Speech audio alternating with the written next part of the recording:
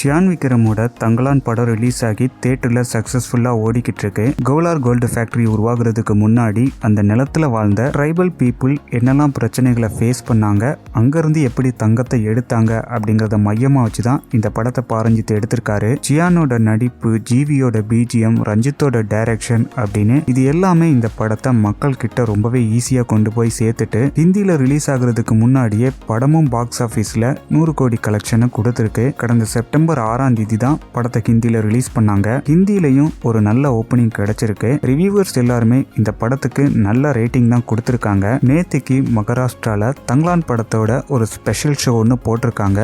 அதுல என்ன பண்ணிருக்காங்கன்னா 16 கிராமங்கள்ல இருந்து 200 பெண்களை, அதாவது பழங்குடியின பெண்களை தங்கலான் படத்தை பார்க்க வச்சிருக்காங்க. அவங்க எல்லாருமே இந்த படத்தை ரொம்பவே சந்தோஷமா பயங்கரமா என்ஜாய் பண்ணி பார்த்திருக்காங்க. அந்த வீடியோவையும் போட்டோவையும் சோசியல் மீடியால ரிலீஸ் பண்ணிருக்காங்க. அது இப்போ வைரல் ஆகிட்டு இருக்கு.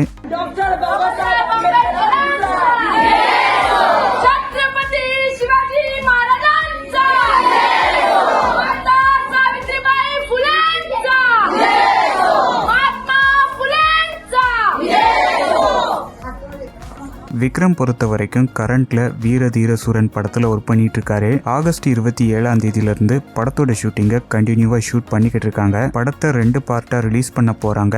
இப்போ ஷூட் பண்ணும் போதே 2 பார்ட்டுக்கான ஷூட்டிங்கையும் கம்ப்ளீட்டா ஷூட் பண்ண போறாங்க. இப்போதைக்கு ஃபர்ஸ்ட் பார்ட் பொங்கலுக்கு ரிலீஸ் ஆகும்னு அப்டேட் பண்றாங்க. ஆனா அபிஷியலா இன்னும் கன்ஃபார்ம் ஆகல.